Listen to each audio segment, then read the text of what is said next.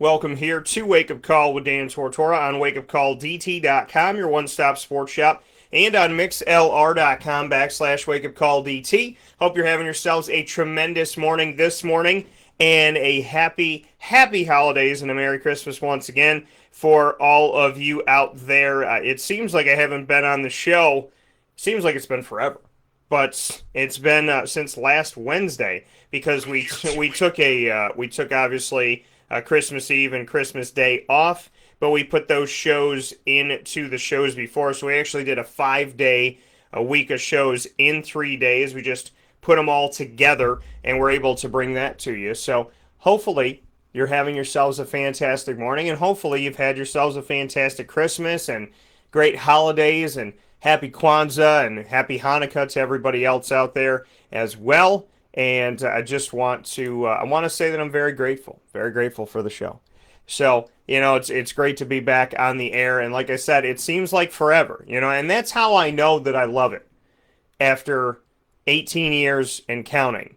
That I can be off the air for a couple days, and when I come back on Monday, I'm like, gosh, it feels like I've been off the air for a week, couple weeks. You know what I mean? It's like it feels like it's been forever, and it's only been just a couple days. So welcome back here to Wake Up Call with Dan Tortora. I'm keeping the Christmas tree up. I'm one of those people that keeps the tree up. And the question is, when do you take it down? We'll talk about that in a second. But great show starting off the final week. That is the final week of December. So, crazy thing here. And very happy to be here with you. The final week of December. Can't believe that that's that, but I know some people are looking to get out of 2020, so I understand. I don't blame the year, and I think that you can't hate on 2020 because it's taught us a lot, and we've learned a lot. Hopefully, we've grown. Hopefully, we've expanded our horizons. Hopefully, progressed. Hopefully, so there's a lot to be thankful for, and hopefully you are thankful. So here on Wake Up Call with Dan Tortora, inside of the Cafe Kubal Studios, located on 3501 James Street in Syracuse. A Cafe Kubal also on 401 South Salina Street, 208 North Townsend Street, 324 West Water Street, and their newest behemoth of a location welcoming you into Manlius on 343 Fayette Street in Manlius, New York. And here inside of Mon Pa's Kettle Corn and Popcorn Factories, what's poppin'?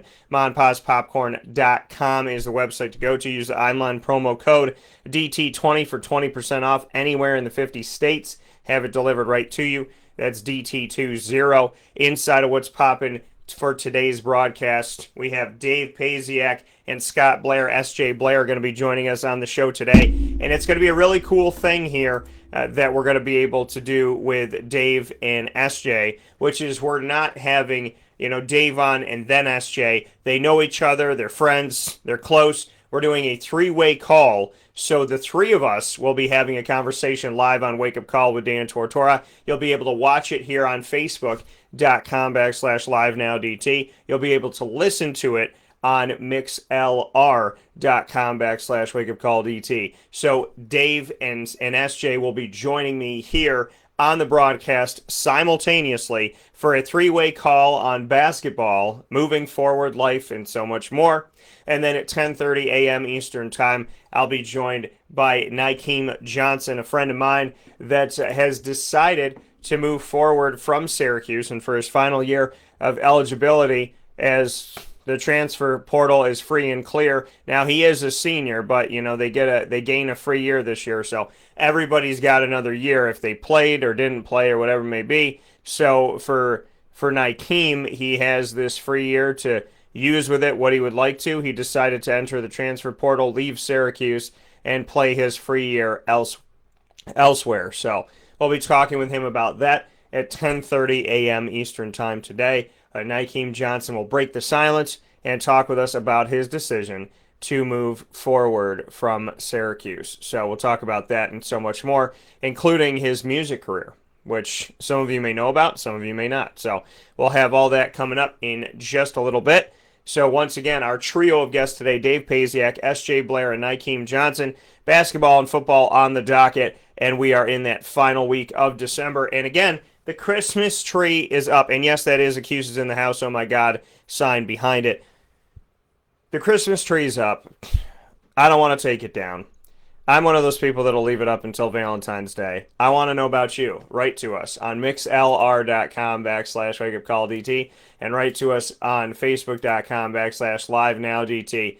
When do you take your tree down? I'd love to know, what is your usual decision on the tree? Does it come down on Christmas? Does it come down right after Christmas? Does it stay up until, New Year's Day? Does it stay up past that? I got to know what you do with the Christmas tree, because I'm one of those people that I love Christmas. It's my favorite holiday. Obviously, it celebrates the birth of my Lord and Savior. So I like keeping it up. I have no desire to take it down. I like keeping it up as long as I possibly can. So it's up here in the studio. I want to know. And I left it up here for this conversation. I want and the fact that I just don't want to take it down. I want to know how long you keep your Christmas tree up.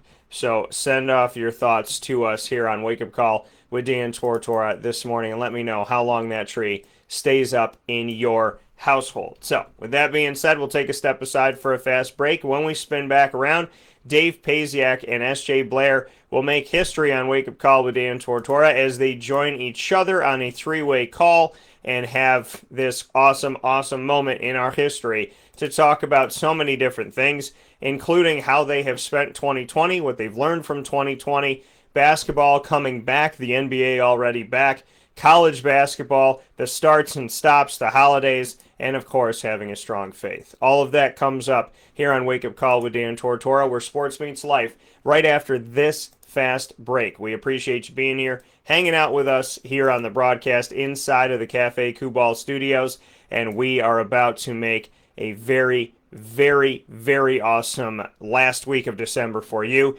giving you all that we possibly can here to help you to think, laugh, and cry, which if you do all that in a day, it's one hell of a day, in the words of Jim Valvano, and obviously we want you to cry some happy tears. So we'll have Dave and SJ on the broadcast, and then Nykeem Johnson right after this.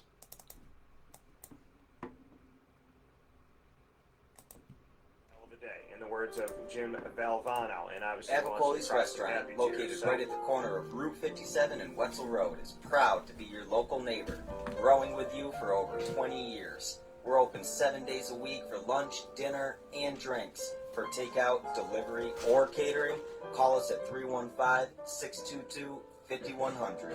When you order online and use our promo code AVS10, you will save 10% on your online purchase at myavocolis.com. And make sure to join us monthly for our live on-site broadcasts centered around Liverpool athletics. Avocolis, your local, trusted neighbor right at the corner of Route 57 and Wetzel Road.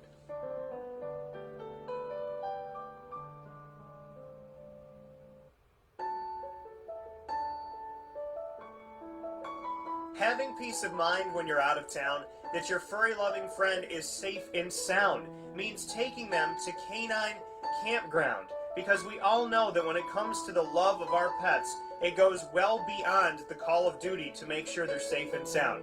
Right, Lily?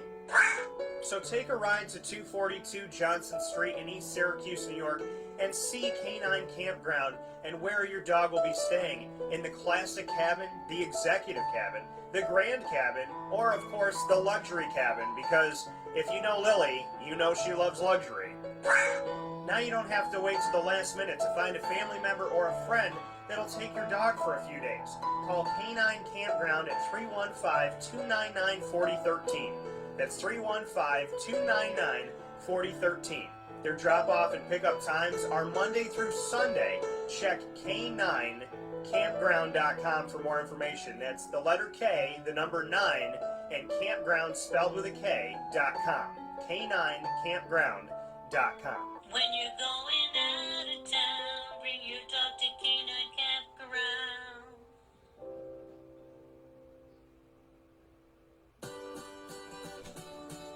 Trapper's Pizza Pub, located on 5950 Butternut Drive in East Syracuse, right off of Bridge Street, is your local community supporter right around the corner. Join us on site at Trapper's Pizza Pub for our live monthly broadcast supporting Central New York student athletes and their sports programs.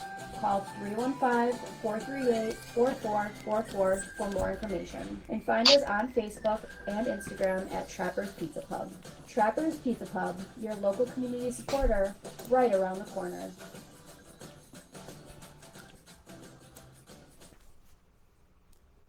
Welcome back here to Wake Up Call with Dan Tortora on WakeUpCallDT.com, your one-stop sports shop, and on MixLR.com/WakeUpCallDT. Very happy to have you hanging out here where sports meets life inside of the Cafe Kubal Studios. We have a fantastic opportunity coming up for you this morning with a three-way call with two gentlemen that I greatly respect and appreciate.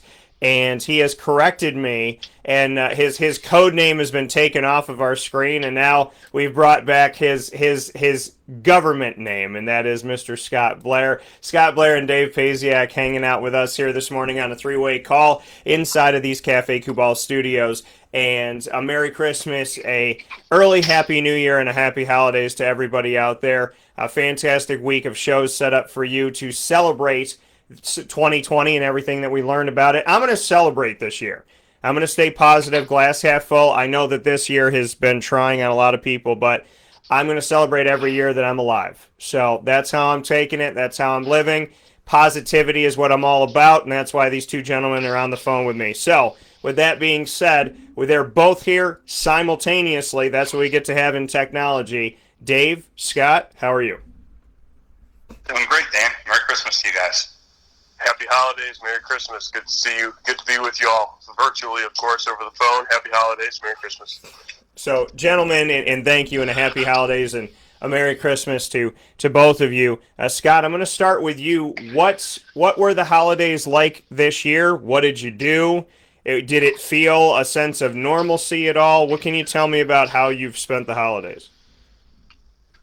Spend it with family, and of course with COVID, staying home, staying safe, staying away from others. What was nice down this way, I'm down in southeastern Pennsylvania. It was nice to get a kiss of snow with that snowstorm. So that certainly reminds me of my days up in central New York. It's great to have a white Christmas.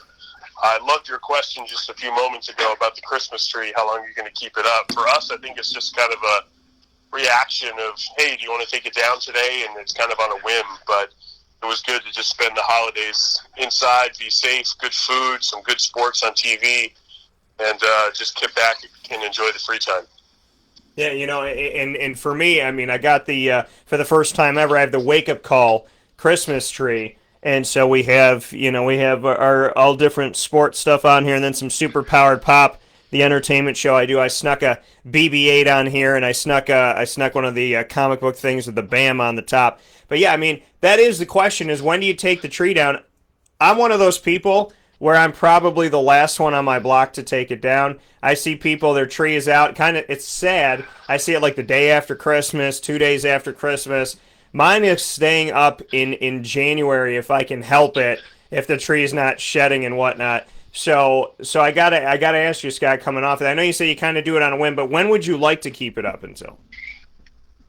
The way things are right now, I think having the presence in the living room for the foreseeable future is certainly not out of the question. See, I like that, and I like that. I mean, it is, and it brings a sense of normalcy. It brings a sense of family and hope and faith. Dave, tell me about the tree. What did you do for the holidays? I know you're back in Central New York, so what were the holidays like for you? Number one, and number two, how long does the tree stay up? Oh, it was interesting. Scott had the white Christmas.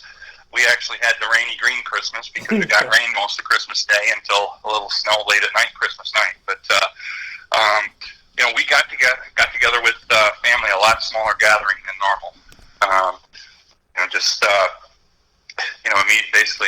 Immediate close family. We had a gathering of about 5 people, whereas in a typical Christmas, we've got extended family and much bigger gathering. I think in terms of like Christmas decorations and trees and all that kind of thing, I'm usually like a early January guy. Shortly after the Christmas octave and the 12 days of Christmas have gone by, and then Yeah, and I gotta. I mean, for me, I gotta keep it up as long, like I said, as long as I possibly can. I want to celebrate the holidays as long as I can. The holidays, like we've talked about, have obviously been a little bit different. You have to have a smaller gathering, can't have as many people there.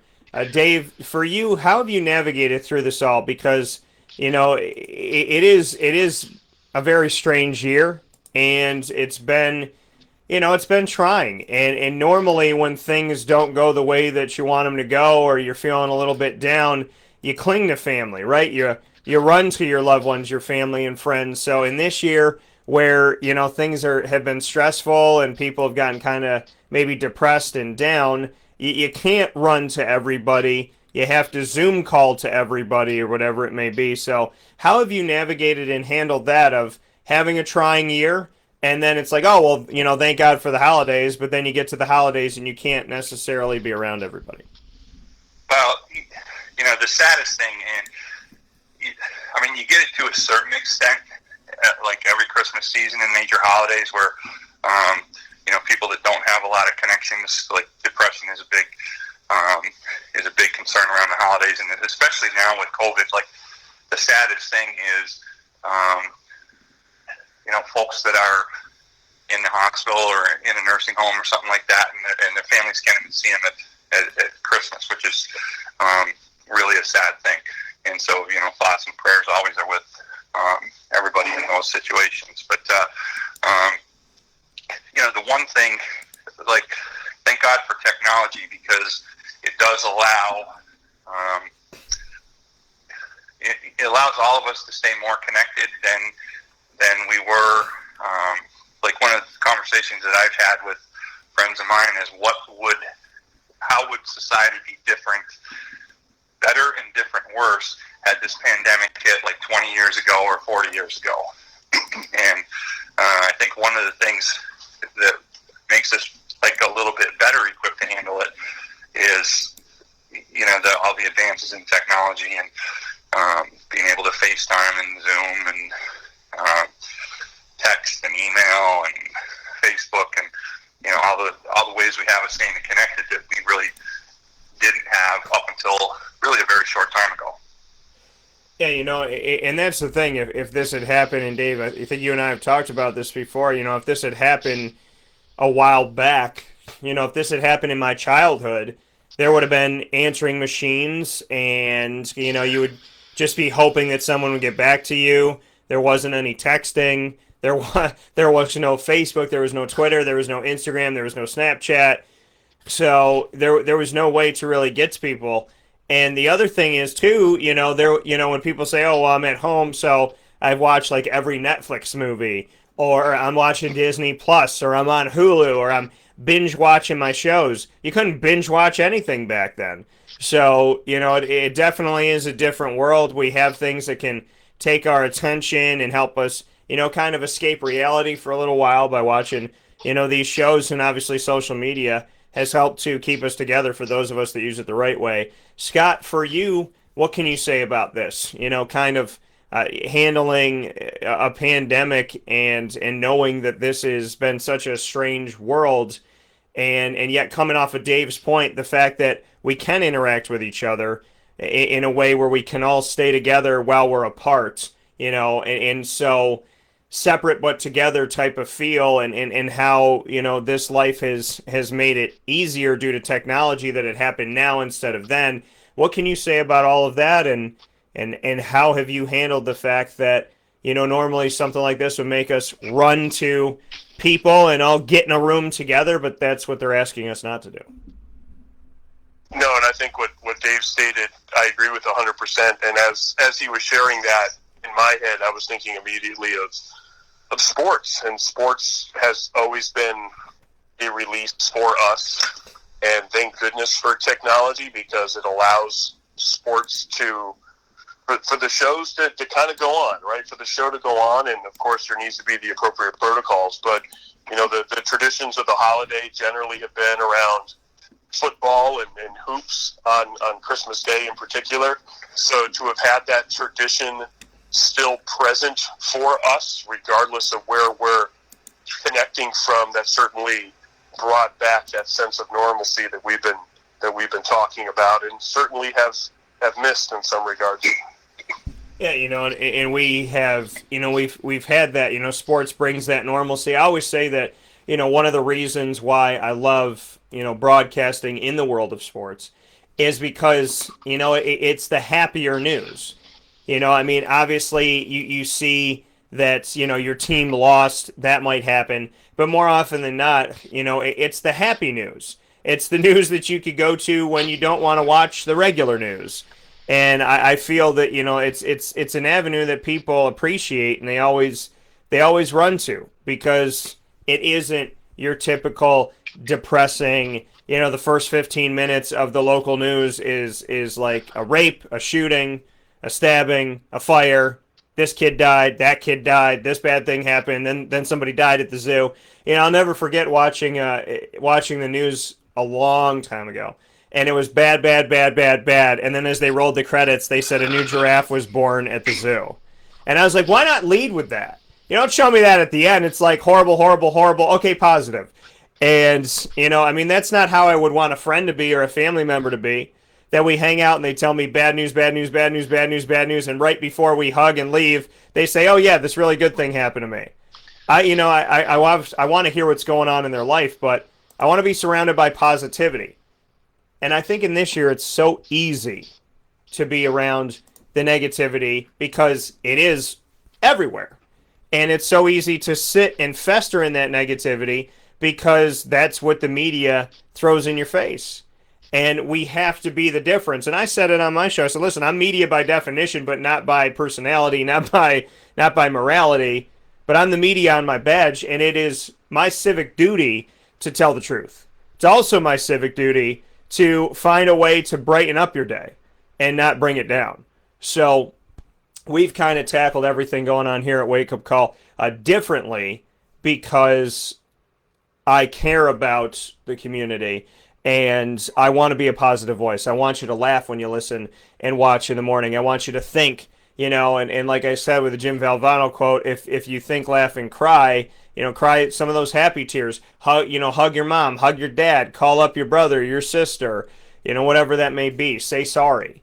That this should be a year of repentance. It should be a year of building strength. It should be a year of progression. It should be a year of chasing your dreams, doing what you said you're going to do, going after that checklist and that bucket list. It should be a year of you doing better for yourself. So to go back to you, Dave, what can you say about that? About spinning this year in a positive direction and saying, you know what? 2020 taught me to appreciate my blessings, taught me to chase my dreams, taught me to stop saying I'm gonna and to actually do it. What can you say about finding the positive side? Well, I think what you say has a lot of truth. I think if you, one of the things, like really early in the pandemic, I think there was some growth opportunity, especially like being in athletics and being in coaching. I'll use that as an example. There were, because there were no games and there were no events and there were recruiting showcases and things like that. There were a lot of opportunities, like with online clinics and online exchanges, connecting with people maybe more than you would because you had the time and kind of that void.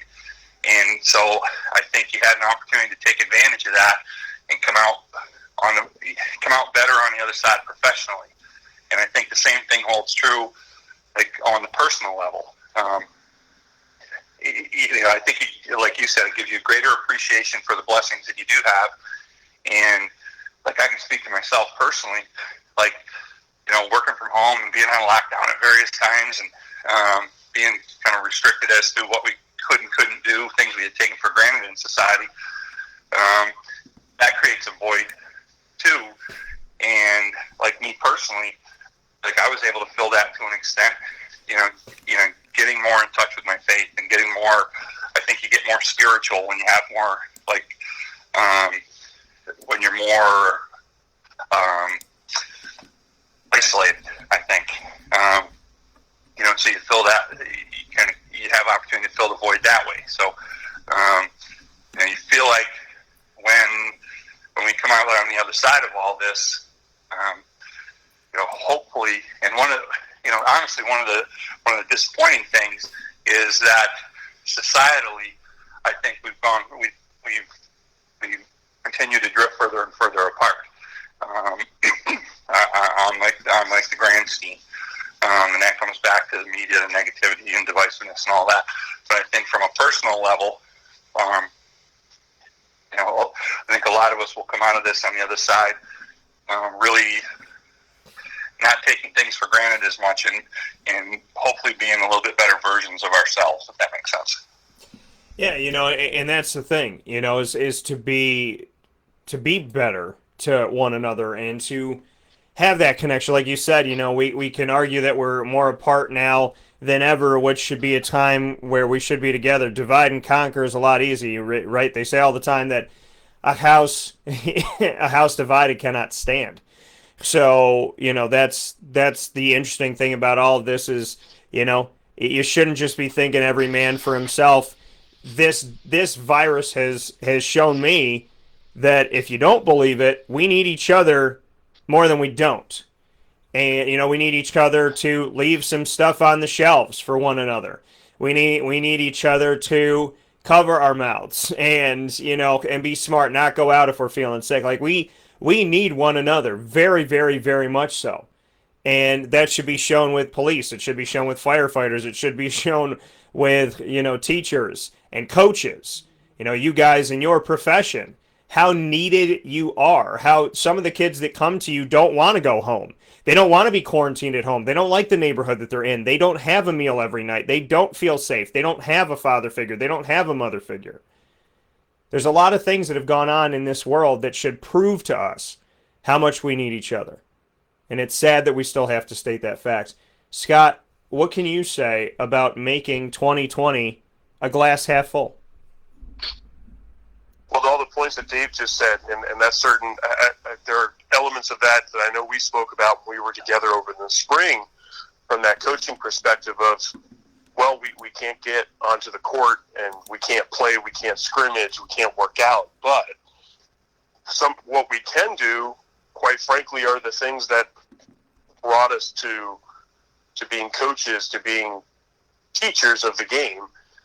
And that's to help our student athletes in other spaces, and most notably, it's in the classroom, right? So some of our athletes, just like any other student on a college campus, they've struggled a little bit with the online environment, for example, because not everyone is wired to be successful in that space without some work. So being able to getting back to being a teacher, just in a different spirit, that has been, taking a negative into a positive. Well, what can we do, right? And let's think of different ways in which we can bring the team together. So, those Zoom virtual meetings to bring the team together, all those different things. On our campus, I know Dave and we've exchanged some texts over the last couple of months on this, but on our campus down here at Kutztown University, we've seen everything, right? Where we were back full bore to start the semester, had a little bit of an outbreak in the middle of the semester, so had to be cautious. And then by the time we got to November, so I'm trying to think, maybe the middle of November, our season was canceled. So navigating all of those emotions with our players and with our coaches too. How do we make light? How do we take this really negative situation? And we've got some seniors who are they going to come back next year? And just being there to support them in their journey, because this is all a fluid situation. That has been a lesson through all of this, is to get back to why we got into this work to begin with, and that's to have an impact on the players that we work with. That coming from Scott Blair this morning, and Dave Pasiak hanging out with me inside of the Cafe Kubal studios here on Wake Up Call with Dan Tortora in our three-way conversation on basketball life and, of course, moving forward. Gentlemen, and Scott, I'll stay with you on this. Being a coach, going through all of this, you just spoke on, trying, being a full go at Kutztown and trying to move forward, and then the season being canceled and whatnot. How have you handled this pandemic in 2020 and this season and whatnot as a coach and the knowing very little, the knowing the unknown, the the hope that things will get better, and then knowing that things are fluid. How have you handled it all as a coach, and what can you say you've taken away from being taken away from what you love, essentially? It's been hard. It's been hard, and I'm in a unique spot in which my day job, if you will, many of us who coach, it's not our full-time gig. So my day job is I'm a college administrator at another university in the area. So having that responsibility, and then of course working as a coach at Kutztown, navigating that had been a challenge, especially with COVID and just making sure that we're all being safe. I'm not bringing anything home that would impact the family. I'm not taking anything into work and impacting the students there. And really the way you navigate it is, I know it's cliche, but it's day by day. It really is. And finding other ways to have impact. So, for example, there's a couple of players that we all, I think as coaches, we all have particular relationships that might be stronger than others for whatever reason. But there's different ways in which we engage. So being able to look at those opportunities, you know what, if I can't be at practice the way I'd like to be, well, let's make sure that we're engaging off the court.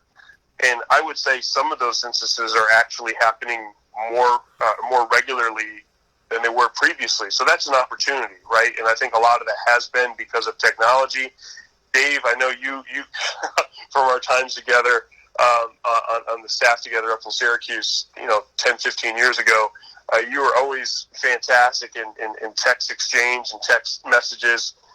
That's something I was always taught to do by you, to be in touch with our players. But, the last 6 to 9 months has taught us, we can get face-to-face in a way we haven't before, and that's through Zoom.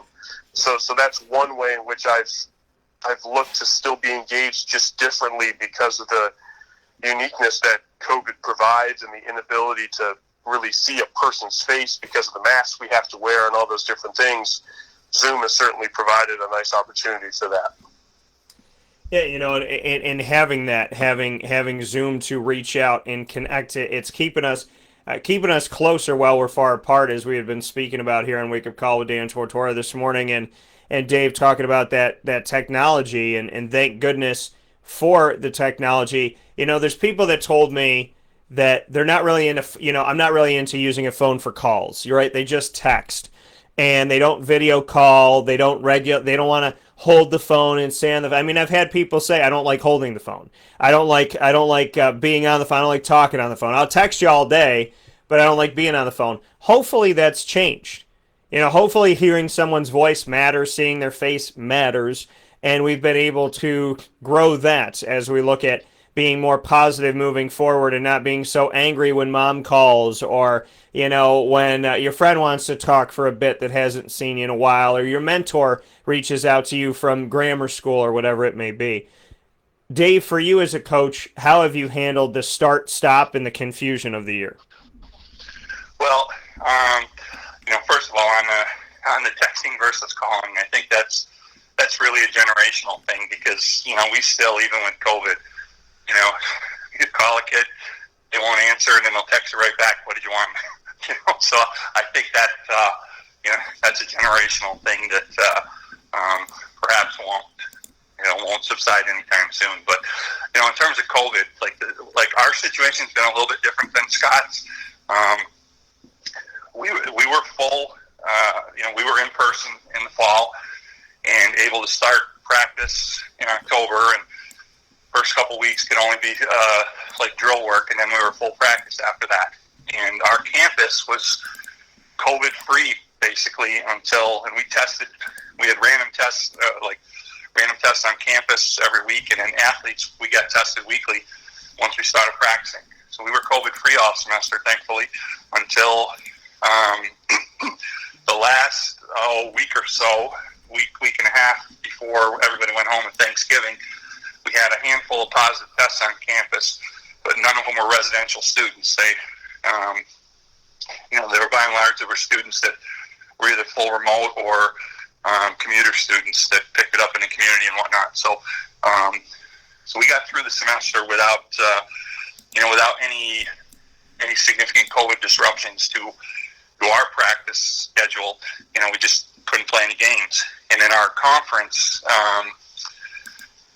in the conference presidents in November, they endorsed the concept of trying to play this year, but they're not making a firm decision until they meet again in early January and kind of see where the data and the trends. And like in our conference, we span 3 states: Maine, Vermont, and New York.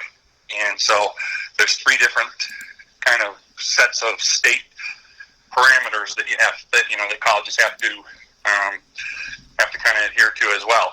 So I think the frustrating thing on our end, and I guess I'd rather be frustrated than disappointed that we're shut down, is that what we're going to actually be able to do in terms of playing games has been, it's still kind of up in the air and a moving target. So our guys have been pretty resilient and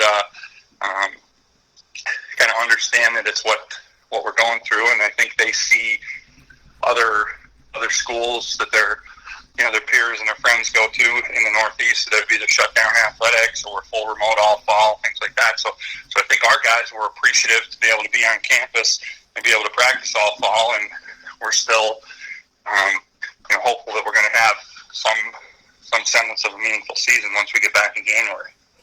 Yeah, and that's the thing, and that's the hope, is that you get to have that season. And a good morning to Matt, and a lot of positivity here. Thank you to everybody that's watching and listening this morning. So, for that, Dave, there's still hope, right? There's still an opportunity that things may work out.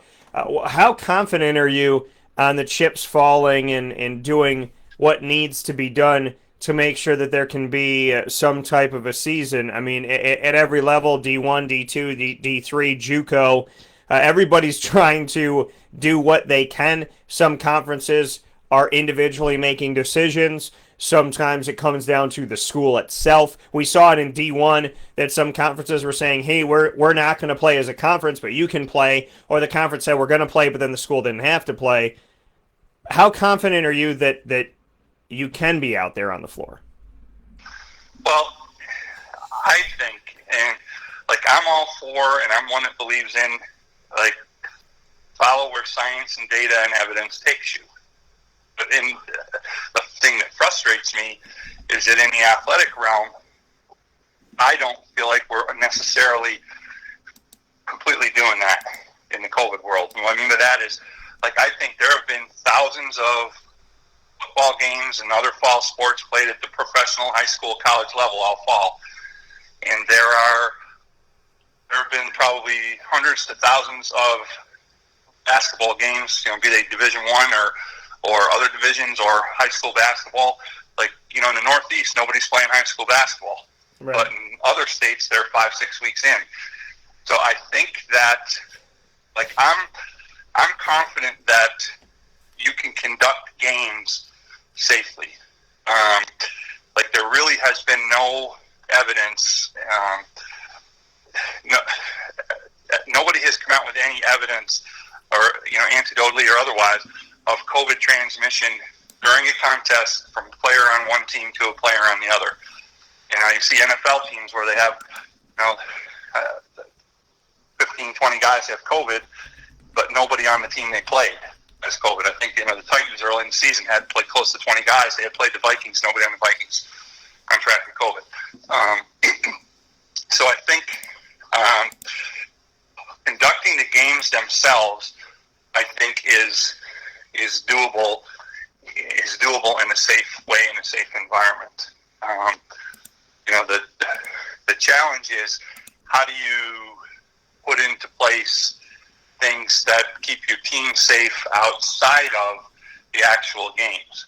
Because these outbreaks of COVID are on college campuses and college teams.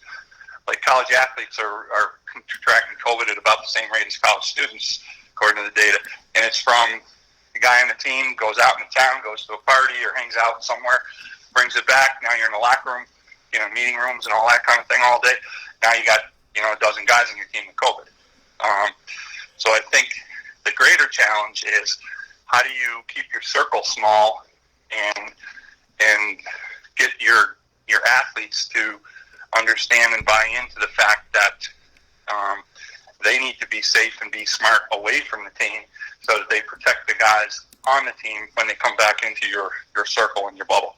So, like, to me, that's the thing that really requires the work to be able to play a meaningful season. Yeah, it's all about being smart, and it's all about paying attention, like you said, focusing on the science. Scott, for you, how frustrating does it become that, the science does tell us that, you're not really spreading this from team to team? I mean, Syracuse is in a frustrating moment right now because they played Buffalo, and I was at that game. I was in the Dome for that. It's been in the Dome for all their games this season, thank God, and was there for the game and was in the room with Buffalo and in the room with Syracuse, and obviously we're socially distanced, but Syracuse plays up against Buffalo, and what happens?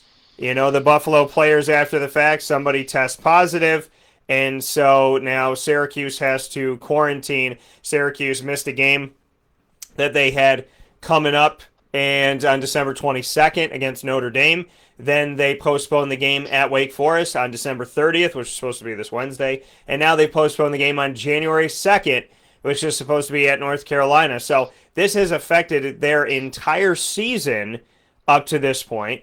And here they are, just kind of sitting and waiting, and it had nothing to do with them and everything to do with Buffalo. What are your thoughts on that and the fact that, as Dave was saying, this isn't really being passed in play unless somebody's not telling the truth and whatnot? It's not really getting passed in play, because if you have your players that are playing didn't test positive and the players on your team didn't test positive, how can you spread a disease that neither team has? So if you got no positives and no positives and you play each other, everybody should be totally fine. So in the run of play, I do agree with that. It's not being spread in that respect. But to go off of a second point, what are your thoughts on the fact that in Syracuse's case, here they are playing a team, they trust the team that they're playing up against, and now they got to sit out the 3 games in a row, hopefully no more than that, because of the issue? Yeah, and I agree with Dave, and I would say that some of these protocols has helped to make sure that doesn't take place, and that's the transmission from one team to another. And Dave's right. I have not seen any anecdotal or any other evidence that says that when Team X plays Team Y, if Team X has a player who has it during the game, they have transmitted it to Team Y. I have not seen that. But out of an abundance of caution, having these protocols in place, such as what's going on in Syracuse, I think it's good. We could talk about the mechanics of it and is it too long, but I think the spirit of it is good, because at the end of the day, we don't know. And the risk is great. And if we're not, for those who are listening in, the most recent example of that risk is what happened with that young man who's playing with the Florida Gators, right? And the incident he had just a couple of weeks ago. Thank goodness he's out of the hospital now. But that was a scary incident. And from what I had read just recently, they did confirm that it was a complication due to a COVID diagnosis that he had over the summer, because there has been a ton of research that states that there can be effects to your heart, to your heart and heart conditions post COVID, and unfortunately, that's what happened to the young man who was playing for the Gators on the hardwood just a couple of weeks ago. So, these protocols are hard, they're challenging, but because of that risk and some of those effects that are out there, if you're going to engage, I think it's best to have something in that effect to try and minimize those effects as much as you can. Because what happened to that young man, thank goodness he received the treatment that he received. He was able to recover.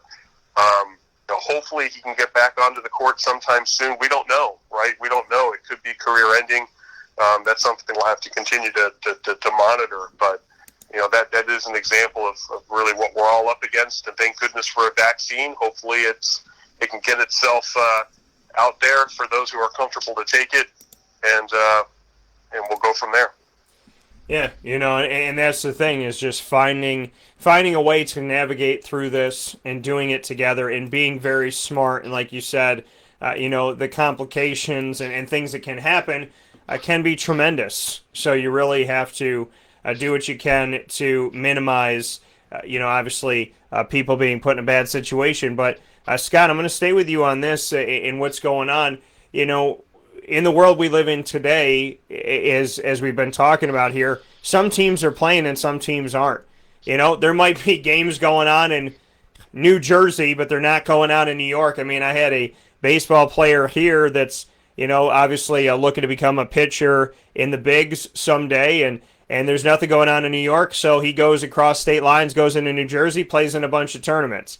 So tell me about, and there's tournaments going on in New Hampshire right now, and one of my buddies is there, and his football season's been postponed here in New York. So how do you assess all of that? This weird world of if you drive 3 hours here, it's good. I mean, in the case of even Syracuse and Rochester, how crazy this is.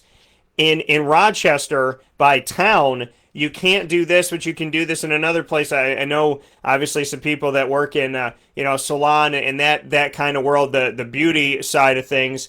And if you drive like 13 minutes down the road, the salon's open, but the one that's 13 minutes away is not in the other direction. Here in Syracuse, if you go on Erie Boulevard, the restaurants are takeout only. If you drive 15 minutes, the same restaurant is the Olive Garden on Erie Boulevard is takeout only. The Olive Garden at Great Northern is open for business. So all you got to do is jump on the highway and you could sit in Olive Garden. It doesn't make a lot of sense, but on that small scale of like you can go to your you can go to the neighborhood one block over, 10 blocks or whatever it may be, and life seems pretty normal. In your neighborhood, it's not, or vice versa. How do you take all of that? The fact that, this state is playing, but this state is not. Hey, if I go 2 hours here, they're playing, but if I go, in my neighborhood, they're not playing. I mean, it's just crazy in the world of sports and in the world of life in general. And Scott, I'll start with you with this topic about how things are going on as usual, and then just a meter or two away, they're not. How do you handle all that?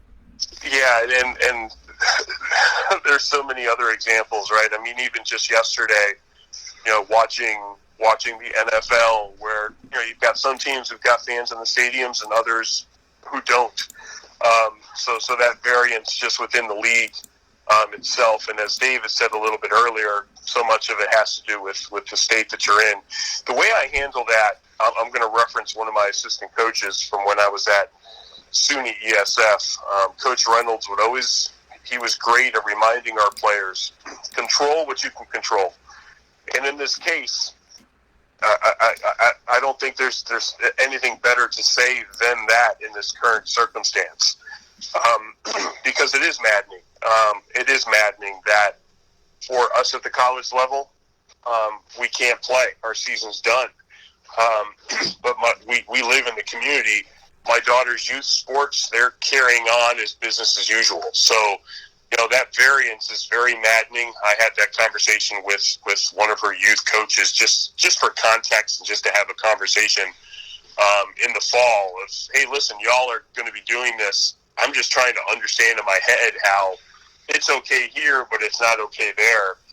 At the end of the day, control what you can control. We can control our daughter's engagement. We can control our players at the university of, okay, if we can't play, yes, I know that your cousin or your best friend from your high school team might be at another school and they're playing. That's not us. And that's no different than during the season, right? We could be on a 5-game win streak and somebody else has lost 2 in a row, whatever the case may be. Focus on what you can control. And what we can control right now is maybe we can't get onto the court and have a full practice like Dave had mentioned that his team was able to do. What we can do is we can continue to do our individual work. No different than the summer, right? What are you doing on your own individual basis to get better? We can do that as coaches. Dave highlighted that a little bit earlier as well. But just reminding players that even though we might not have a season, that need to improve and to get better with your game is still there. We can still work on that. So let's control that. That has been something that has certainly helped to reframe the opportunity, because yes, the inconsistencies are everywhere, and it's pretty easy to jump down a rabbit hole with respect to discussing the variance on those particular items. Coming from Scott Blair this morning in our three-way call with Scott, Dave Pasiak, and myself, Dan Tortora, here on Wake Up Call inside of the Cafe Kubal studios. Dave, I want to hear your thoughts on this as well. The conundrum and the craziness of they're playing here, but you can't play there. You go down the road and this is open. You go in the other direction and it's closed. And like I said, the real strangeness of that I just experienced of Olive Garden being takeout only, and then literally 15 minutes away, they're like, "Hi, how many? 2? Come right this way." So, a very strange world we're living in. Yeah, it's crazy. It's one of the I thought really good examples. Right before Christmas, you could walk into Walmart and there'd be hundreds of people in Walmart, but a block down the street, the guy that runs a little family restaurant, he can't have a dozen people in there for dinner. So yeah, so there's all kinds of examples, and from business to business, from location to location, state to state. I think some of them, some of the parameters, I think, actually have the opposite effect and make people more mobile for what you're talking about. You go down the street, or you go just across, like where we are up in Vermont. Vermont is locked down pretty hard through much of the pandemic. You can go right across the border 15 minutes into New Hampshire, and it's live free or die. It's pretty much everything's open. So yeah. I think it's frustrating, but I think Scott's advice is really good advice. It's like control what you can control. As frustrating as it is that, for a small college player or a high school player, as frustrating as it is that you turn on the TV and you see Syracuse University playing in the Dome and teams traveling. The other day, Gonzaga and Virginia, and they play in Texas, right? So teams are traveling all across the country, but yet you're not able to travel within your, play games and travel within your local area in your state. So, so there's a lot of frustration there, but I think Scott's advice is good. Is if you do as much as you can, focus on what you can control in your situation, you maybe won't get quite as worked up about it. Yeah, and that's the thing is to really just control what we can control, try and stay positive through all this, as hard as it is. There's a lot of positivity going on in the world of basketball, a lot of great things to talk about. We're going to take a quick step aside for a fast break. When we come back, more coming from Dave Pasiak and Scott Blair in our three-way call on basketball, life, and moving forward. We've talked about all of this adversity, the toughness to it. Well, guess what? Basketball's back on the court. The NBA finished off their season about 3 minutes ago, and they're already back into their new season. College basketball is happening, and if you know the NCAA like I do, I'm sure there'll be a March Madness in some respect. There's a lot coming up here on Wake Up Call with Dan Tortora. We'll get the gentleman's thoughts right after this on Wake Up Call. We thank you so much for being here inside of the Cafe Kubal studios, and truly appreciate you taking the time listening here this morning and watching here this morning, where sports truly meets life. Scott Blair and Dave Pasiak continue the conversation as we hop into basketball in and of itself right after this.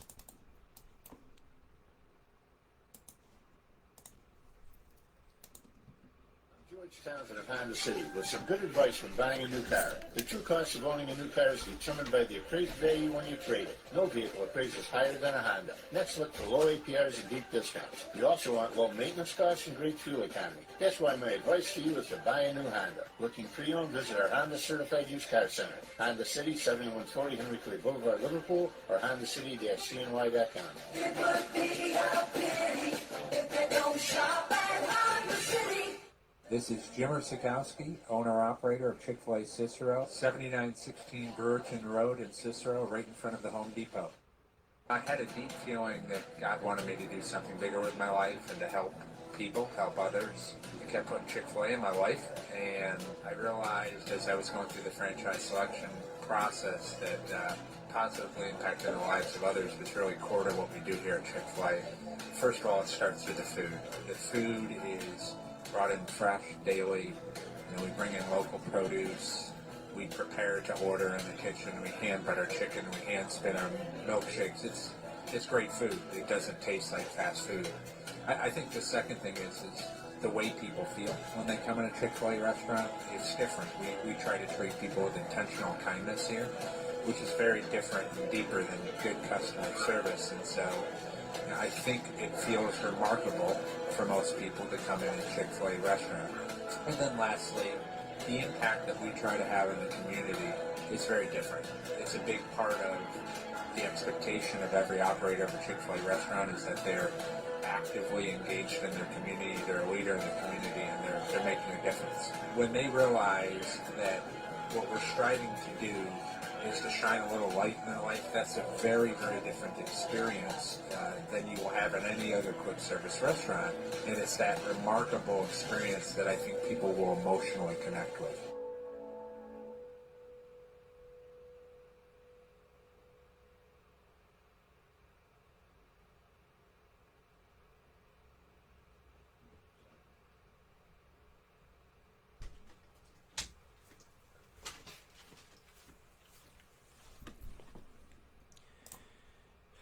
Welcome back here to Wake Up Call with Dan Tortora on WakeUpCallDT.com, your one-stop sports shop, and on MixLR.com/WakeUpCallDT. Of course, you're watching here on Facebook Live as well, on Facebook.com/LiveNowDT, all inside of the Cafe Kubal Studios. We're hanging out here in a three-way call inside of MonPazPopcorn.com's What's Poppin'. Hanging out here with Dave Pasiak and Scott Blair talking about basketball, life, and moving forward. Off the air, we had a little mini conversation. I want to have it on the air. So Scott is a Chicago Bears fan. Their team went from being strong at the beginning of the season to being, are they a contender or a pretender? On the show here, I thought that they were more of a pretender. Then they as Dave said off the air, they rose from the ashes. They found a way to get to where they are right now, and now they're a potential playoff contending team. Dave's Buffalo Bills are looking fantastic, and not only is Buffalo going to the playoffs, but the Patriots are not, which is another gift to Buffalo. And my Jacksonville Jaguars, for those of you that are on my social media, Facebook at WakeUpCallDT, Twitter at CallDT, and Instagram at WakeUpCall_DT. You know that I did the number one pick dance yesterday in celebration after the Jaguars lost to the Chicago Bears. So I got the number one pick. Scott's still alive for the playoffs. Dave is very much alive in the playoffs. Gentlemen, let's talk about the NFL for a second here. Dave, you go first. What do you think about your Buffalo, Scott Chicago, and my Jacksonville? Well, first of all, I'll take it in reverse order. Been painful for you Jaguar fans, so I feel for you this holiday season. It's like piling on to all the other stuff in 2020. But Scott's Bears, I thought once they kind of got things stabilized, and I mean they're playing pretty well right now. They actually, I think, if they can take care of their business next week and get in, I think they're kind of a dangerous team because they're finishing the season on a high note. But then getting to the Bills, it has been the only thing that's a little bittersweet is that there's no fans in the route this year, no fans in Bills Stadium, because this team has really been fun to watch and a pleasure and everything. If they can take care of business this week and next and end up in the 2 spot,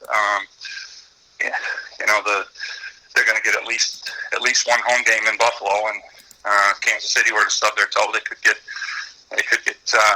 all the way to the AFC Championship game. But it's interesting. Josh Allen, I think, has been tremendous, and I remember when that draft rolled around, the two guys that were question marks in that draft were Josh Allen and Lamar Jackson, and they turned out to be the two premier quarterbacks in that draft.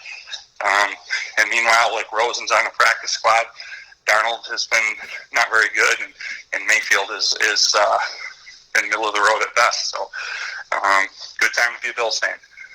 Yeah, it's an absolute fantastic time to be a Bills fan, and congratulations to you. I realized that I was interested in Josh Allen when he was coming out of Wyoming, and then I got even more and more interested in Josh Allen when I saw his when I just I watched more film, and I saw that arm, and I was like, geez, there's something to be said about how he plays the game, and I became kind of more of an instant fan as time went on to see how he was playing and his arm strength and his ability to run. And there's so much to it that, it's something to get excited about. It's something to be really happy about. The leadership is there. You got some youth in the backfield, even though fantasy football wise, they've both been killing me. And, obviously, the talent's all there. They needed to get the weapons. They needed to get the right quarterback. They went out and got a couple of my guys that I covered, Ed Oliver and Matt Milano. And Levi Wallace. So a lot of good stuff on the Bills. Scott, going over to you. You're Chicago, Dave's Buffalo, my Jacksonville. Your thoughts? Yeah, I'm sad for you Jacksonville fans, although locking in that number 1 seed and getting Trevor Lawrence, congratulations. I'm glad that the Bears had Chicago on the schedule to help them continue to getting themselves right. I do have to give a quick shout out to Buffalo. Growing up in northeastern Pennsylvania, I grew up in some respect watching McKay Gunn and Andre Reed and Jim Kelly and Thurman Thomas. So it's great to see them doing what they're doing, and their offense is super explosive. I know at the beginning of the year and even last year, it was play good defense and just don't let the offense screw it up. And now they're lighting teams up. And they're a lot of fun to watch. With the Bears, let's talk about coaching a little bit. I think they finally have really looked to see, well, who are we and how do we accentuate our strengths? And, what you see with Trubisky, I don't think it's all that much different than what you're seeing with a lot of other teams, which is recognizing that your offensive line is not very strong. So having a mobile quarterback in which you can kind of, move things around and get away from pressure, it takes a negative and turns it into a positive. And Chicago has finally leaned in on that. That's why you've seen them on this 3-game winning streak. Ironically, it's the first time they've scored 30-plus games in 3 consecutive games since the days of Gale Sayers and Dick Butkus. So that tells you a little bit about the want for offense for us Chicago fans. It's always been about defense and the running game. But to have an offense that can light up the scoreboards the way it's been the last couple of weeks has been a sight for sore eyes. We'll see if they can take care of business against the Packers next week at home. That'll certainly be an interesting game with a lot of playoff implications. So it's wild that the Bears have a chance, and if I read things right this morning, they could even jump up to the 6th seed, and Arizona could potentially get the 7th seed if they both win. So good time of year, and again, like we said a couple of minutes ago, it's great to have this as a distraction through all that we're going through right now. Yeah, and it's great to see. I'm happy that, we're talking about playoffs with your teams. My team, I'm just hoping we don't botch the number 1 pick. So that's where I'm at right now. I don't understand what's going on in Jacksonville as far as getting rid of the GM and keeping the head coach. It's not me wishing bad on anybody. I most certainly do not wish bad on Mr. Marone. I'm just confused at the process that Jacksonville is going. That Shad Khan, I think he's a smart businessman. I'm wondering how much he knows about football at this point. And Urban Meyer's come up as a name, so there's some names that have been interesting there in Jacksonville. I want to ask you both this though, because obviously you're both in coaching. Like Marone, don't like Doug Marone. Dave, you had him in Buffalo for a little while, so I'll start with you. Like Doug Marone a lot. I think I don't understand why Syracuse fans have. Well, I do understand because they think he shouldn't have left Syracuse for the NFL, which is ridiculous. But I think he's the best coach Syracuse has had since they got rid of Pasqualoni. So, like Marone, thought he did a good job when he first came to Jacksonville.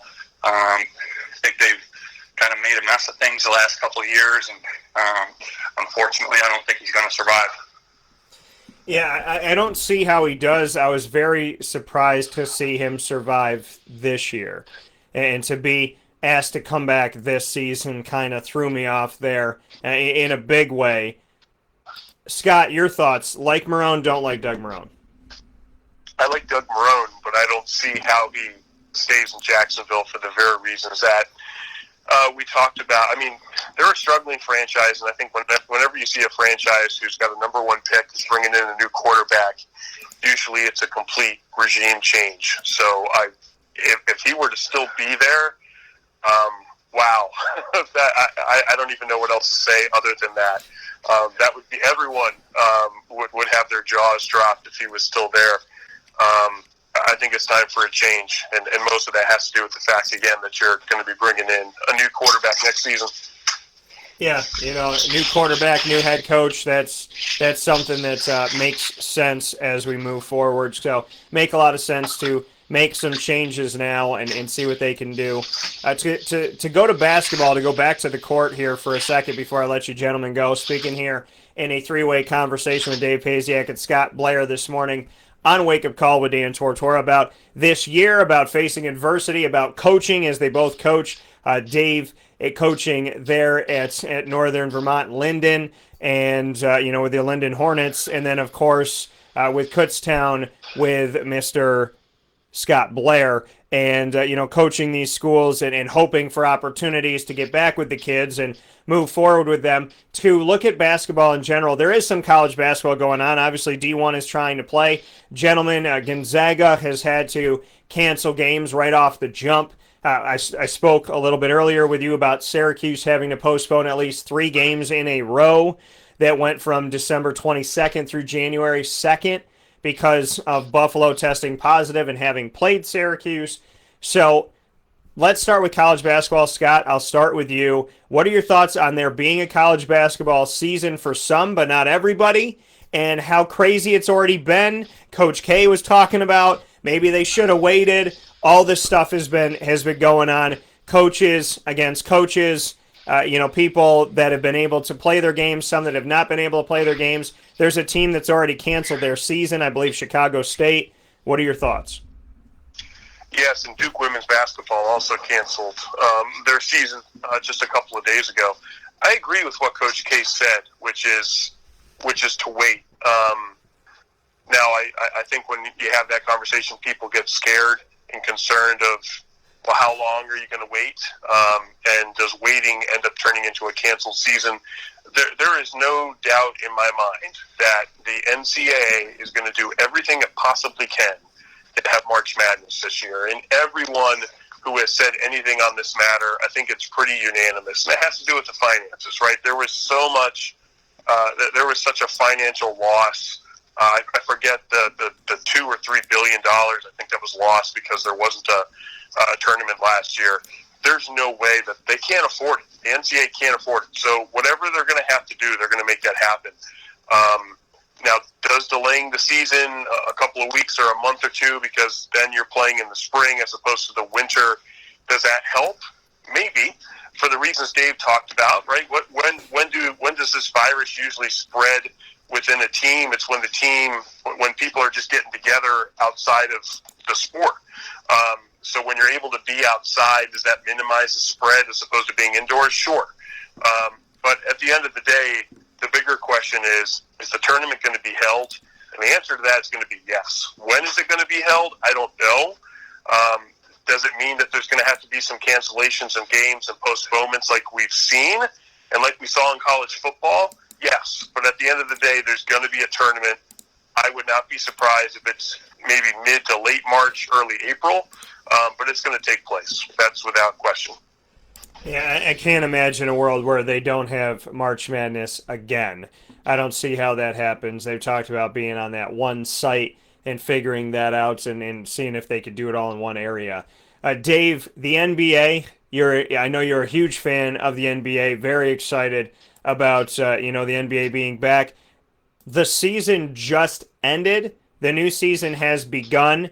This thing took about 15 minutes to end and start back up. What are your thoughts on that the NBA is back at? Now, the NBA, unlike other, I shouldn't say unlike other, I should say arguably maybe they've done it the best with the MLS, which is the Players Association and the actual league itself have worked together. They listen to each other, they create plans, they execute those plans, and they get them done. They were able to do the season, finish it off in Disney, have the playoffs in Disney, and now they were able to start back up a season here and do it in such close quarters from last season. What are your thoughts on the NBA's ability to work together from the Players Association to the league, and the fact that last season was a burp away, and here we are in the 2020-2021 season already? Yeah, well, I think you're spot on about the players and the management working together in the NBA. I think, historically that's been the case more than any other sport, and I think also the players, just because of the nature of the sport and number of people on the roster and all that, I think the players have kind of built up more leverage in the NBA than they have in other sports too. But I think, again, like with March Madness, decisions are largely financial, and initially there was a lot of pushback from the players about turning around and starting, but the NBA wanted to, they want to kick off pre-Christmas and not lose Christmas Day, which is a big day for the NBA, and they also ran the numbers and figured that they needed to start then in order to be able to end the season pretty much at a normal time and be able to start 21-22 on the traditional NBA calendar. So I think as far as the play on the court, the thing that I'm interested in seeing, I thought the play of the game in the bubble was phenomenal. Maybe as good as NBA basketball has ever been. The playoffs last year, once they got the rust off their legs in that 8-game kind of dash to the finish at the end of the regular season. But the playoffs, I thought the level of play was terrific. And a lot of that, I think, had to do with the fact that guys had that time off and didn't have the usual 82 games of wear and tear on their legs and the travel to and from and the back-to-back scheduling 2 games in different towns, different nights and all that. That has a cumulative toll on guys. And so I think not having that for several months really helped the play in the bubble. What I'm interested to see this year is if the reverse of that happens, to where we had guys playing up until a month before the season tipped. The finals ended basically a month before they got back at it.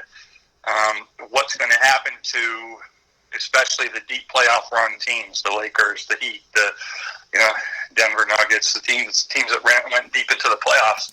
How are they going to be, not just now, perhaps a little slow out of the gate, but also how are they going to be last month of the regular season and in the playoffs? And are they going to have the opposite effect where there's extra wear and tear on them? So that'll be one of the really interesting things to follow as the season unfolds. Yeah, it's going to be interesting to see how they can pull this off and if everything can go without too many issues as we move forward. Scott, what do you think about the NBA and the fact that they have essentially, made this jump from last season to this season so quickly, and also your thoughts on how well they seem to work together and between the Players Association and the league itself? Oh, and that part goes without question, the latter, and the respect that is shown there. I know we had spoken about that, I think, in the summer with respect to, the players and the protests that had occurred during the middle of the playoffs, and how the NBA and the WNBA, because the women of the WNBA have had a very similar and maybe even more direct response with respect to the protests of inequality and the call for justice over the summer. But that relationship goes without saying, and I think that's why you've seen the success, as you have stated, with being flexible of what's needed to be able to play. So that's point one. Point two, which is what we're going to see on the court, I agree 100% with Dave. The product we saw in the summer was pretty quality. Right now, we're seeing some pretty inconsistent play. And no greater example is the fact that the Dallas Mavericks just absolutely shellacked the LA Clippers the other day. That was amazing in so many ways. And sure, Kawhi didn't play, or and all those different things, the limitations on the Clippers, but to lose by 50, I think it might have been 51. As Dave was talking about the wear and tear on the legs because of such a short turnaround, you can't help but wonder, what's that going to look like? What's that going to look like in January, February for the Clippers, the Utahs, the Lakers, the Milwaukees, the Miami Heats? But you certainly are seeing different play right now, and I can't help but wonder if what Dave had stated is one of the issues that are at play right now. Yeah, and it is. It's going to be crazy here, to try. And, I mean, it does it in a way, even the playing field, with guys trying to come off of injury and different things that have gone on. And, the wear and tear of last season, players that have been in the league for a while. These questions come up. Rookies trying to get acclimated quickly. All these things can play into it. And they can affect it. And we're seeing a different NBA now with the players that maybe could have gone toward the end of the season last season, but waited it out. And, now they're back. Brooklyn's a different look team now. And so there's something to be said about all of that. Dave, what can you say to go a little bit deeper into that and the fact that, this quick change around does affect a lot of different angles from rookie to vet to injury to COVID-19 protocol to, guys that were very heavy in, different movements and things that were going on there. And maybe they decided to sit out and that, affected their ability to be prepared for this time. There's so many different things that have gone on and different decisions people have made or have been made for them through injury. So what does that do to the NBA? I know we're only a few games in, but does it change anything? Have you seen it change anything?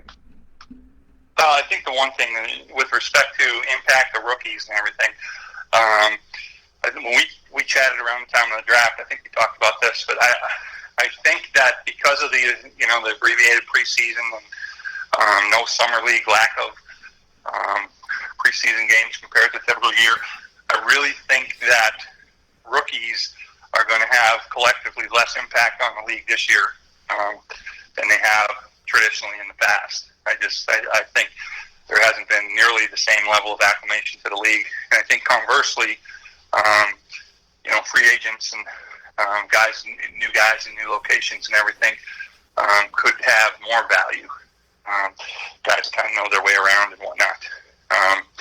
It's interesting. Of course, you talk about being prepared to play. And James Harden, I put the game on the other night. Like, it looked like he had put on a lot of weight and not good weight, and he goes out and gets 44. So, he like physically didn't seem prepared to play, but he's talented enough that he could still be effective. So, I think that people hate the load management aspect of the game, but I think that's going to probably be more, at least as prevalent as it has been in the past, perhaps more so. Like I think Westbrook sat out last night for those reasons. So I think teams will be really sensitive to managing that and trying to keep their players, which are their investments, as fresh as possible.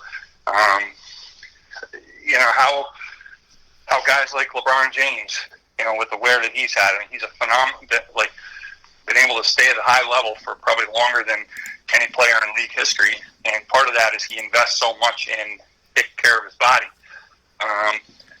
At some point he's got to slow down. Will that be this year because of the short turnaround? Then you look at a guy like Durant, coming off injury, or Gordon Hayward's another guy who's had a lot of injury lately. And he was the best player on the floor last night when Charlotte beat the Nets. Is the short turnaround going to have any kind of negative impact on a guy like that? So I think those are all things to watch out for. The other thing I caution people is don't read too much into what's going on in 2 or 3 games. There's Cleveland Cavaliers are 3-0, and the Bucks are 1-2 and got blown out by the Knicks. So I think sometimes we're quick to pass judgment on teams and situations and players on a short sample size. I think take a look a month into the season and see who's playing well team-wise and individually, and who's not. And I think then we'll be able to draw up more definitive conclusions. Yeah, it's going to be definitely something to look for. But the thing is we could talk about all of these different things that could be affecting the NBA because there actually is an NBA going on. So at the basis of everything, there's something to be proud of. Gentlemen, before I let you go, we're going to round table this thing we're going to rapid fire, but we're going to do this as kind of like a tag you're it type of thing. So Scott, you get to ask Dave a question, then Dave will ask me a question, and then we'll go around in that respect, kind of mix it up a little bit as we go. Couple questions here, could be about anything, doesn't have to be about sports. So I'm going to tag you're it. Scott, you get to ask Dave a question. Hey, Dave, how far are your Buffalo Bills going this year? Bills are going to Super Bowl. Fantastic. All right. So, you're it. Tag you're it, Dave. All right, Dan. What was your Christmas dinner composed of? My Christmas dinner. So for Christmas Eve, I'm with my dad. Christmas Day, I'm with my mom. So Christmas Eve was we try to do along the lines of the 7 fishes, but we do 4 because it's usually just me and my dad. But there was a small group of us, 3 of us this year. So it was scallops, shrimp, lobster tail, and calamari.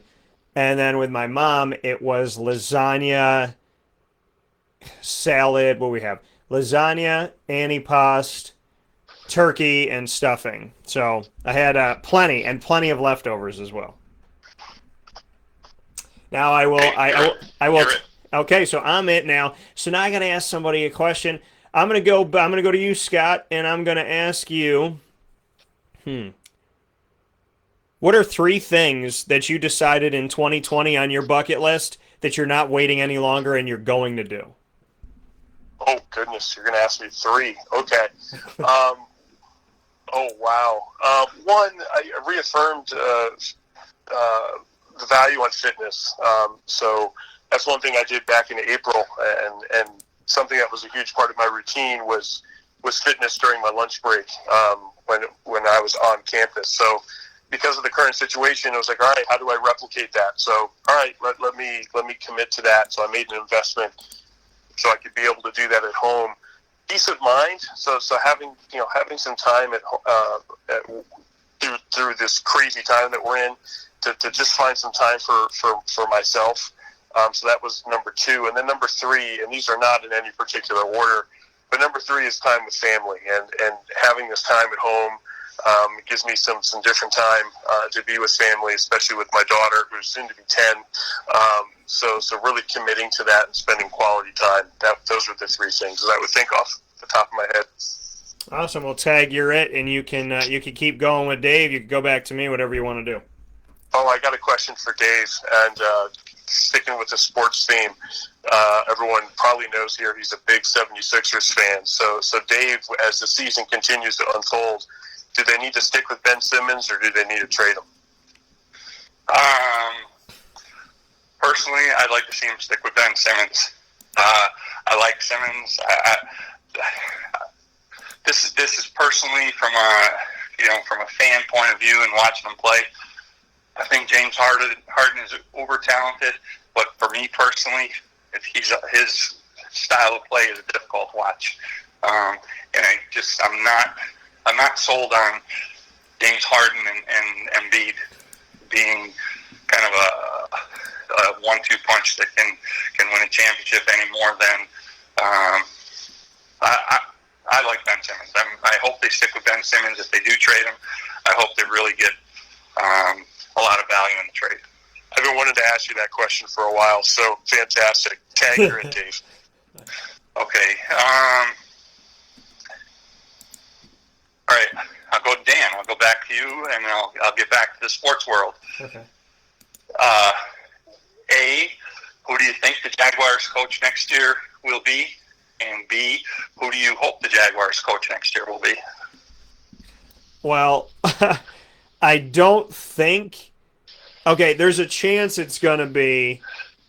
There's a chance it's going to be Doug Marrone. I don't understand it if it is, and I think there needs to be a change. So I would say that first and foremost is that I think it could happen, but I don't think it should happen. Who do I think is going to be the Jaguars coach? I think, in all honesty, it's hard. It's hard for me to choose. I think Todd Wash, that they've kept there for 1,000 years, he has been, he's been their defensive coordinator. He was there with Gus Bradley. He was there with Doug. Obviously, he's been there.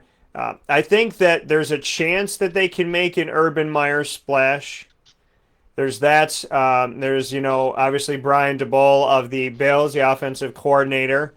The Josh McDaniels thing I've put up before, but that man, as we all know, doesn't stay committed. So I'm very concerned about something like that. Eric Bieniemy, I'd love to see that. So if I had to choose, I would say, obviously someone from the Bills organization or the Chiefs organization, not bad. Eric Bieniemy should have gotten an opportunity a long time ago, with all the success that he has had.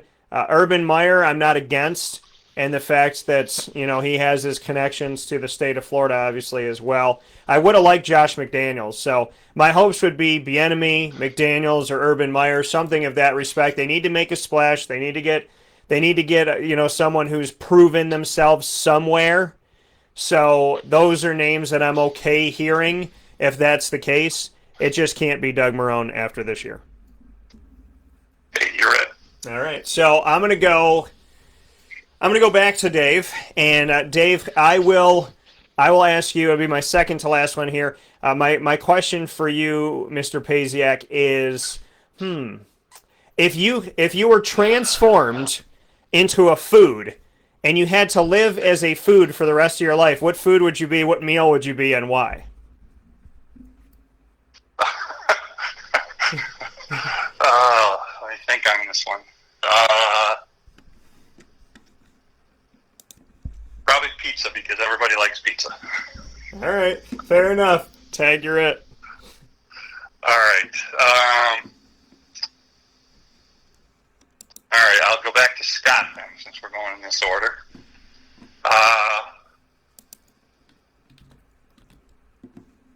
What's your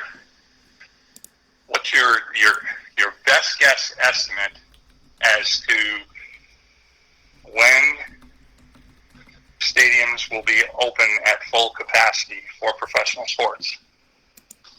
Full capacity for professional sports. My best guess is fall of 22. Oh, that's a ways out. That's a ways out. I think it's going to be once a vaccine is fully distributed. Yeah. And I don't think that's going to happen by fall 21. So I will defer to spring or fall of the following year. Okay. You tag, you're it. Tag, I'm it. Oh my goodness. Let's go back to Dan real quick. If not Jacksonville, who else are you cheering for, especially in the postseason coming up? I'm cheering for the Bills. I'm cheering for the Bills in the AFC, and in the NFC, I'm probably cheering for I'm probably going to cheer for the Packers because that was my grandfather's team. So I'm okay with the Packers. I'm okay with the Saints. My Super Bowl was Chiefs Cowboys preseason, and the runner-up on the NFC was the Saints, and they could still have Chiefs Saints, but I'll be cheering for the Bills and the Packers more than likely. Dave, we'll go once more around the bend here to finish things up. So, Mr. Pasiak,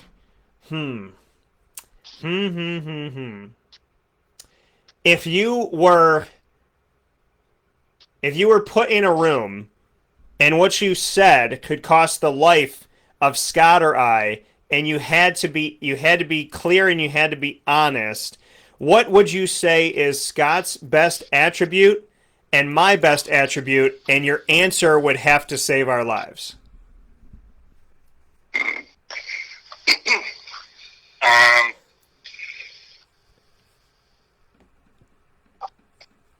I have the same best attribute for both of you? Yeah. Okay. I would say that you guys are both very very sincere individuals that legitimately care about the people in your lives and the people around you. Well, thank you. I'll take that. Yeah, I'll take that. I'll take that too, Scott. We got to send him an edible arrangement now. Yes. Noted. All right, Scott. Your final one. Who are you going to ask? I'm going to go back to Dave with one more sports question. And Dan, you had answered this a little bit. Who's your Super Bowl pick? My Super Bowl pick? Yes. I got the Bills and Bills and Saints. The Bills and the Saints. All right. Of course, it's Buffalo. Nice. That coming from Scott Blair and Dave Pasiak in this three-way conversation. We could talk for hours, I believe, on a lot of different things, a lot of different topics. And Dave and I have spent a lot of time over the years. Dave was one of my first guests when I came back to Syracuse. Scott has been someone that from the moment we started talking, we haven't stopped. So for Dave and Scott and for myself, Dan Tortora, I want to thank everybody for listening into this broadcast. We have Nykeem Johnson coming up in just a second. But before that, let me say, Dave, you talk about being sincere. You talk about caring. You gave that to Scott and I, that we truly do care about the people in our lives and the people around us. And we do things, with truth, with honesty. I would like to send that to you as well. I believe that you are an honest man, a good man, and you have done nothing but been there for me in my corner every time I've needed you, whenever, wherever. So I cannot thank you enough. So I'd be remiss if I didn't send those positive words right back to you that you gave to Scott and I. And I want to thank you both for being a part of the show this morning. And I hope that the next time we talk, we will be in lighter, a lighter mood of the world, and that things will be better. Thanks for putting this together, and it was awesome talking with you guys together this morning. Yeah, thank you, Dan. And my feelings are the same towards Coach as well. Many thanks, and Happy New Year to everyone. All right, gentlemen, take care of yourselves. Be well, and I'll talk to you soon. Take care. Take care. Take care. That coming from Scott as well as Dave. Scott Blair as well as Dave Pasiak here with us this morning in a three-way call about basketball, life, and moving forward. Speaking of moving forward, Nykeem Johnson has decided to jump into the transfer portal for his final year of eligibility. He'll be back with us when Wake Up Call with Dan Tortora spins back around. Amy's saying she loves the Christmas tree. And Amy, guess what? I was asking how long I should keep the tree up in the studio. I might keep it up all year long to keep people festive and happy and positive. It's all about positivity, right? So we'll take a step aside for a fast break. When we come back, Nykeem Johnson will join us. One of my favorite Syracuse players of late, and somebody that I truly am always hoping and praying the best for. He has decided to jump into the transfer portal. He put that message on social media, and I don't believe he's been anywhere to talk about it. Now we have the opportunity to talk with him right after this.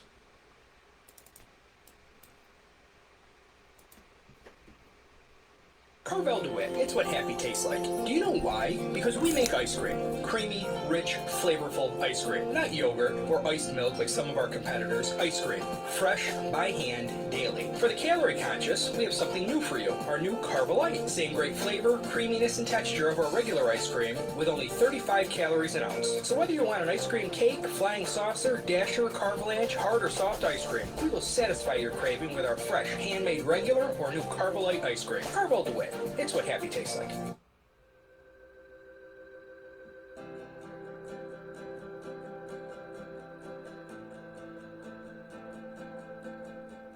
Cafe Cabal offers same-day local delivery of our products, offering no delivery charge for Onondaga County. Shop cafecabal.com for fresh roasted coffee beans, cold brew, travel mugs, and all your essential Cafe Cabal needs. Cafe Cabal, coffee for the soul.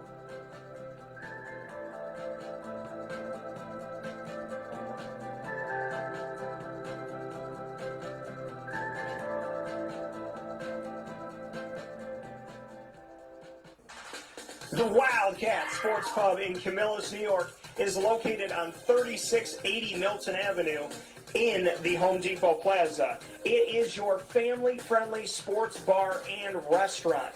Folks, some sports bars aren't family-friendly. Some family-friendly restaurants are not sports bars. The Wildcat Sports Pub in Camillus, New York is proud to be both. It is that marriage that you've been looking for years. The Wildcat Sports Pub is your home base for your sports bar and restaurant needs, games for the kids, indoor and outdoor activities, and enough things on the menu to come back every single week and get to try something new.